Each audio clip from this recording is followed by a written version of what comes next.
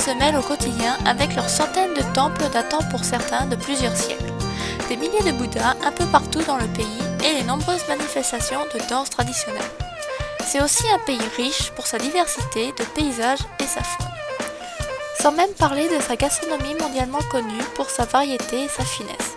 Des mets savoureux, mais aussi très épicés, bien trop épicés. Comme par exemple la salade de papaye préparée dans un mortier déjà imprégné de piment et qui sera tout de même empleurée si on la demande sans piment. Et c'est du vécu.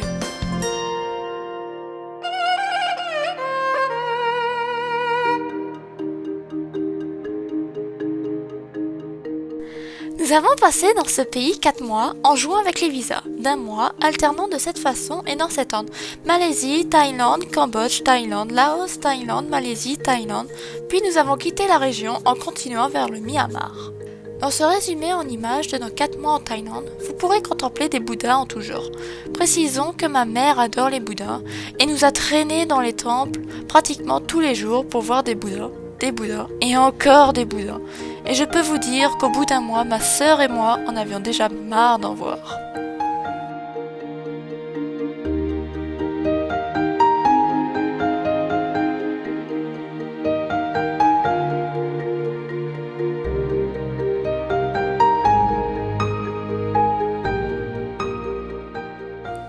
Koh Phuket, Koh signifiant île en thaïlandais. Vous remarquerez que chaque nom d'île est précédé par ce Koh. Phuket est la plus grande île thaïlandaise de la mer d'Andaman. Elle est hyper touristique, mais malgré ça, il est encore possible de trouver des lieux nature et en cherchant bien, vous pouvez même dénicher une plage isolée ou bivouaquer. Comme tout le long de la côte d'Andaman, aux eaux chaudes et turquoises, propices à la baignade, et dans laquelle on trouve quelques-unes des îles les plus connues comme Koh Lanta ou Koh Phi Phi.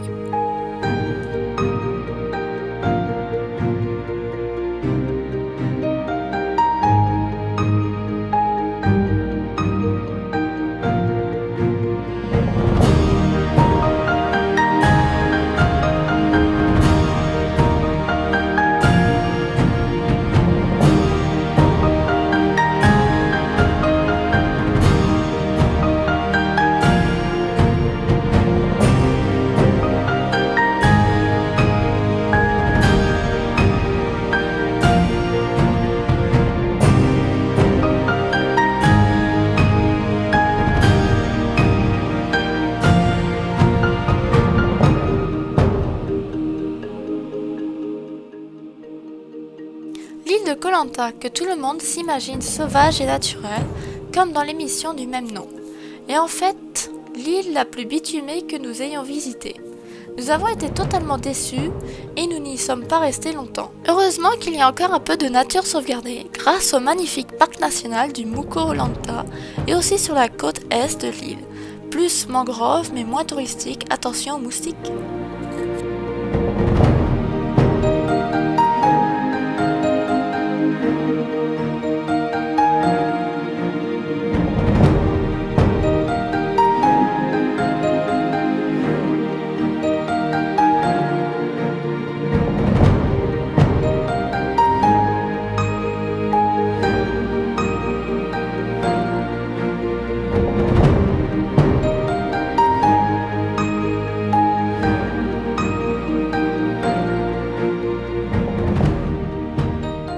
Chaque position de Bouddha représente un jour de la semaine, excepté le mercredi, pour lequel il y en a 2 différents, un pour la journée et l'autre pour la nuit.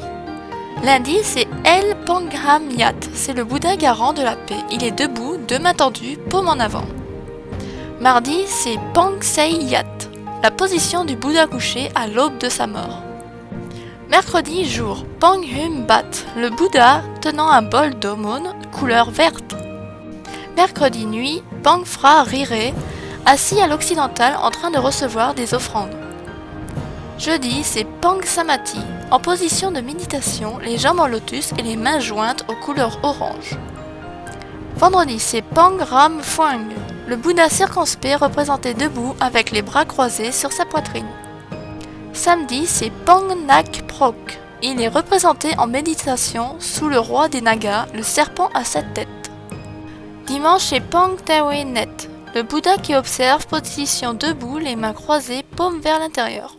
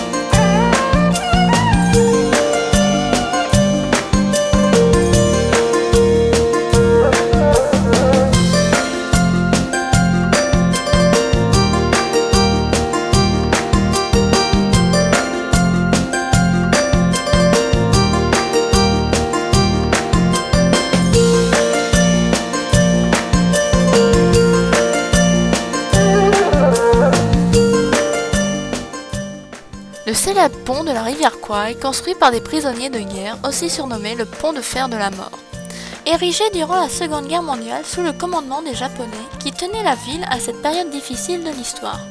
Désormais, ce pont est devenu une activité touristique de la région de Kanchanaburi. Comme tout le monde, nous sommes allés marcher sur ce pont ferré en faisant bien attention lors du passage du train, devenu lui aussi une attraction touristique, hyper prisé par les Thaïs qui adorent visiter leur pays. Nous y sommes restés quelques jours, mais de l'autre côté, dans une belle petite forêt où il est possible de bivouaquer afin de profiter de la rivière et du pont. Mais attention aux fourmis très voraces qui vivent là.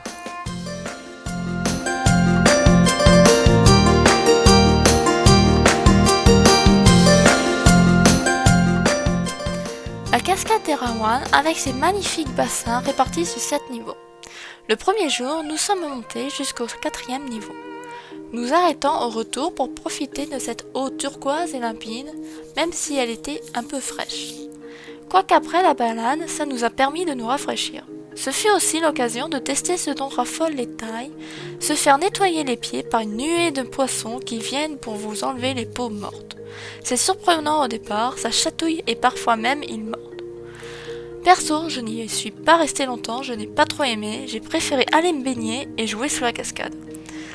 Le soir, nous avons bivouaqué sur place dans le parc national et le lendemain, nous sommes retournés profiter des cascades. Pendant ce temps-là, mon père est parti très tôt pour atteindre le 7e niveau et faire des photos avant que les visiteurs puissent rentrer dans le parc. Il en a profité pour se baigner en dessous de la cascade tout en haut en forme d'éléphant à 3 têtes, appelé Ganesh. Nous nous sommes inquiétés qu'elle n'ait redescendu qu'à 14 h, il avait pris tout son temps.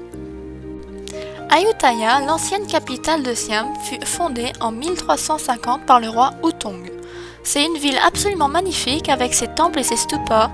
Nous avons adoré. En 1767 par l'armée birmane au profit de Bangkok qui devint la nouvelle capitale de l'empire de Siam. Les temples et les stupas ont peu à peu perdu leur splendeur et se sont dégradés jusqu'à en devenir des ruines.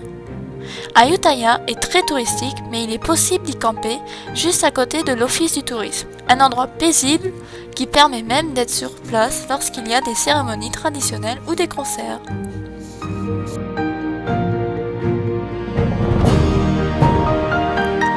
Pour la fête de la musique, nous étions à Ayutthaya et nous avons assisté à des concerts d'artistes célèbres en Thaïlande inconnus pour nous. C'était incroyable même si nous ne comprenions pas les paroles. Nous avons été ravis par l'ambiance, les somptueuses tenues des danseurs. Nous sommes restés jusqu'à la fin, le spectacle ayant duré jusqu'à minuit. Le plus amusant, c'était les spectateurs qui venaient donner de l'argent et des fleurs aux chanteuses à la fin de chaque morceau. Une tradition surprenante. D'ailleurs, nous avons été interpellés par l'une des artistes qui nous avait repérés au devant de la scène et qui nous a demandé qu'en tant que farang, combien nous allions lui donner. Malheureusement pour elle, nous n'avions rien sur nous.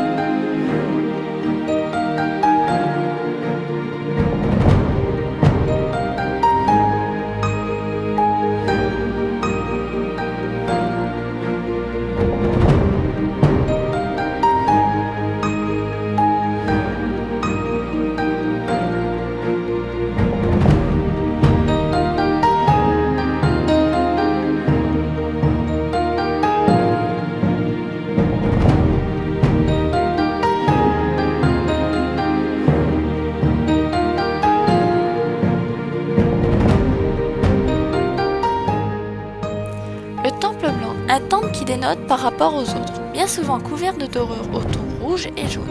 Ce temple entièrement blanc, d'où son surnom dû à son nom imprononçable, a été construit en 1996 pour représenter la pureté d'un temple.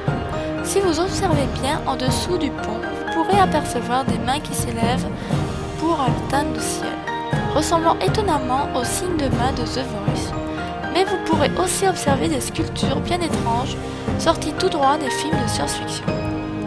Ce temple n'est toujours pas terminé, il est estimé qu'il leur faudra encore 50 ans avant qu'il soit entièrement construit.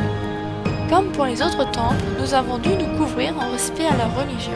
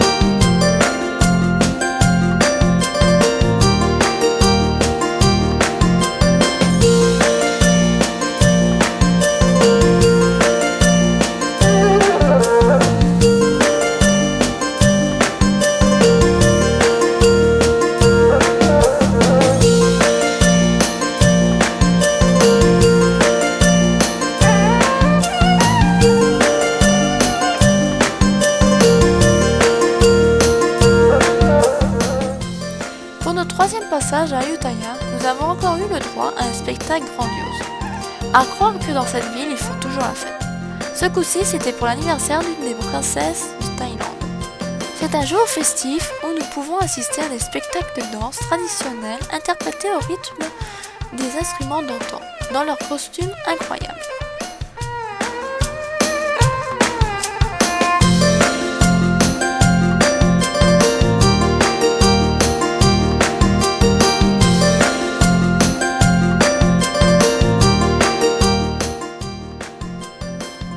Dans la soirée, nous avons assisté à l'interprétation d'un conte chanté et dansé.